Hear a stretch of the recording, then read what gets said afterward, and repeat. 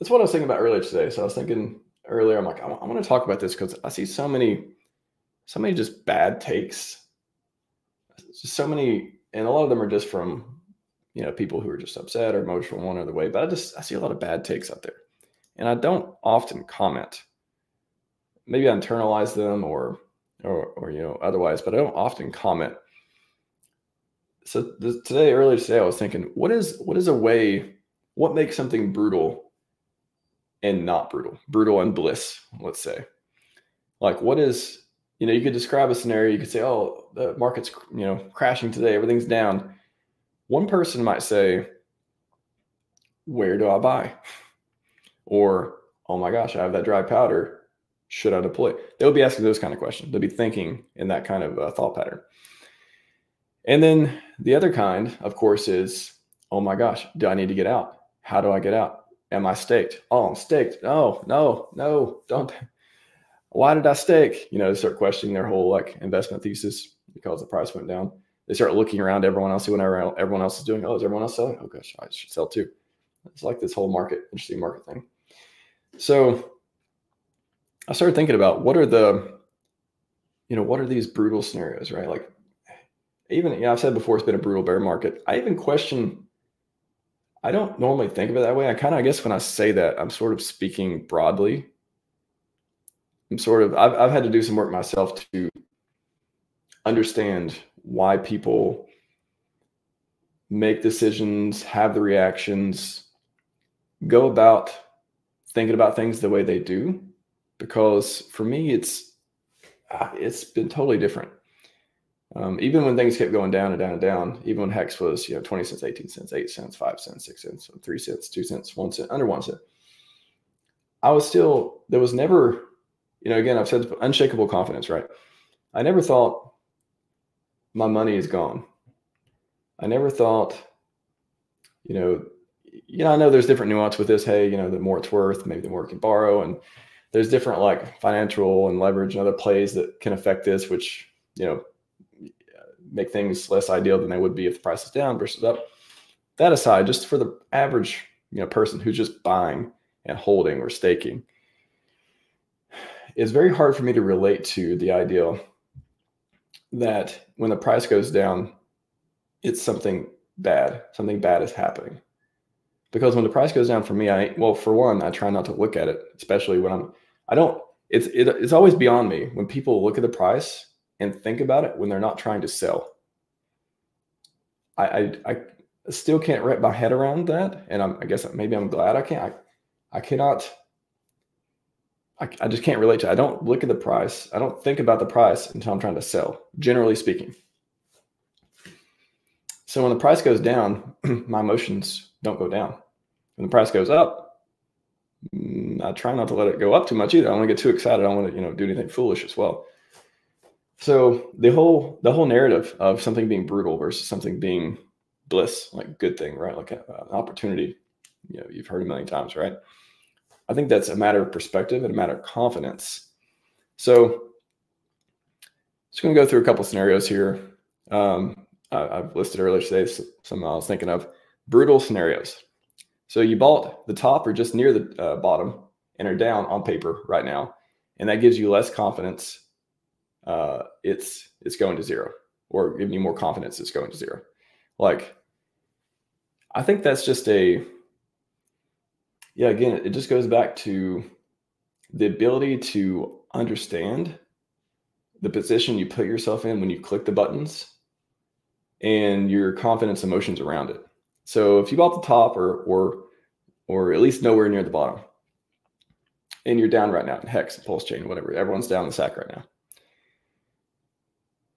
If a brutal situation would be if that gives you less confidence about the product, about the ecosystem, about the bullishness, all this stuff. So that scenario is entirely within your control in a sense. I know there's all kinds of different, we don't pick our parents, we don't pick our genes, we don't pick our these emotions, we don't pick our, all the things we're susceptible to or more or less are good at, all this stuff. But in general, there are ways, at least, to wrap your head around your investment thesis and your ability to be confident because of all the things you thought about and were confident before. Now, if you just came into the ecosystem as a gambler and just placed a bunch of bets and walked away, why would there be any confidence? Why would there be any, I don't say loyalty, but like ability to stay within your position based on why you entered in the first place? Because maybe you didn't have a good reason to enter in the first place. Anyways, brutal scenario. That's like one example. Another is, people say, I've heard kind of people talk about, you staked out, maybe you staked out years from now, maybe it's 5, 5, 5, 5, maybe it's 10 years, maybe it's 5 years, whatever. And you feel like your money is gone, like you'll never see it again because it's going to zero whenever your stakes come up. So you can't sell and get out on time, like that kind of thing. Again, that sounds like a brutal scenario if that is playing out around your, in front of you, if that's the way you interpret it, right? And again, this is not about copium. This is not about like, it's going to be okay, all that stuff. It is literally about you making a decision to get into a product and staying with it, or making decisions that are exiting at a certain time, DCAing at a certain time. If you're trying to time it, there's things around that. Or if none of those apply, again, logically speaking, I'm trying to tie the emotions to logic here.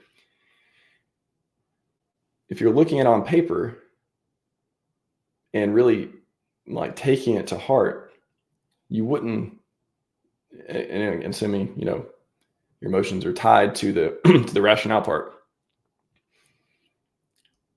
I say it would be less likely that you would be so, just willing to let go of it and just get out now, or panic, or all these different things. So that's why when, people say, I staked 5, 5, 5, 5, we're all wrecked.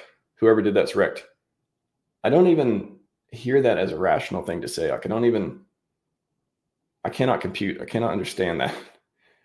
Like, that makes so many assumptions that are just unknowable. And I'm not saying you're not wrecked either. I can't say that. But for anyone to say you're wrecked because you staked out many, many years, just because they're down, again, that's just the red candle speaking. That's not math or anything to do with the product I can think of. And another brutal scenario, you keep buying meme coins or rugs that go to zero. Not saying meme coins or rugs. I'm just saying a lot of meme coins do go to zero. I have videos on this. Go watch them. Plenty of them don't. Whatever. Do your own research. Do your own research. So you think crypto. So you basically begin to think crypto is a slot machine, or you went into it thinking that, and now it's a scam because you keep betting on the wrong ones. Again, that sounds like a brutal scenario. And sympathy to anyone going through this type of thing. They have feelings about price going down or not turning out the way they thought it would be or anything, but that's not an easy game. It is a game, not an easy game. Everything's a game. I just like this ecosystem because we tend foundationally to play healthier games. And I talked about that at length as well. So that sounds like another brutal scenario, right? And then I'll go over one more. You kept DCAing into coins over months at a time, but the price kept going down. And then you sold near the bottom at a loss because you were afraid it's going to keep dropping and never go back up. AKA, cut your losses because you didn't want to wait. Another thing that is, if you are, it's all these can be tied back to like lack of confidence or lack of in the product. And it's this downward spiral of like, it's like you keep blaming something, or again, I try not to say you, I try to speak for myself and my own ideals and stuff like this. But if I were to think that the price keeps going down and then think, okay, what can I blame for that? It can't be my timing. This thing was supposed to go up. Then I start blaming crypto. I'm like, oh, crypto, it's just a scam in general. So you start delegitimizing the whole thing, which just, it's like this bad circle. Then now you're like, okay, it must be the founder. It must be they didn't have this feature on time. All these other things were happening, or I just have bad luck, or now I'm on tilt, right? Like in poker, you say, I'm on tilt.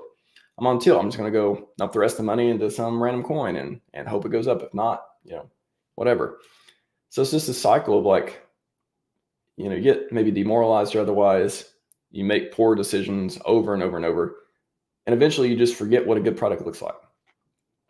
You have no faith there are any that can give you gains anytime soon. You know, you don't believe Bitcoin's going to give you a 10x anymore, or Ethereum or whatever. So it's just downward spiral. So it started out doing this thing that very popular, a lot of people like and have had success with, DCAing, even on the way down to get a better price. And, you know, I've talked about this before as well. Actually, let me bring that up real quick, because I recently retweeted this because I think it was interesting. Yeah, this one. Drop this in the chat. I'll get to chat in just a minute, by the way. So yeah, sucks to buy near the crypto top. Many of us went through this past couple of years to believe in the product, huge silver lining. Bought $500. So basically did example, $500 of HEX around 40 cents back in 2021. Taking that same $500 today would bring it, the average price down to 2 cents, right? So this is it's powerful stuff, but you have to get over, or I would have to get over the fact that I bought it so high and not think the thing is down so much. Means it's a scam, which again, not an easy thing to do. I get it. And I'm telling you this because it isn't an easy thing to do. And if you're not aware of even how to do it, if you never hear anyone talking about it, if you don't hear anyone, if you're not able to recognize it, like that's another cool thing. If you ever do any meditation otherwise, it's like, you know, it's this interesting concept of being aware of things, right? So if you're not even aware of these things, if you can't even see these things happening and be aware of them in order to even evaluate what's going on, and, you know, am I making the right decision? Or does this make any sense? How much confidence do I have? Otherwise, then why would I ever be able to get out of the loop? Why would I ever be able to like move past that, right?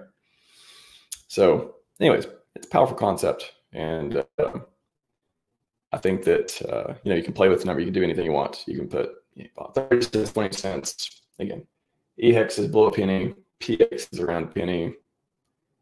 You can see the math there. So the whole DCA and, you know, just getting out of it, that sucks. But fortunately, people do it.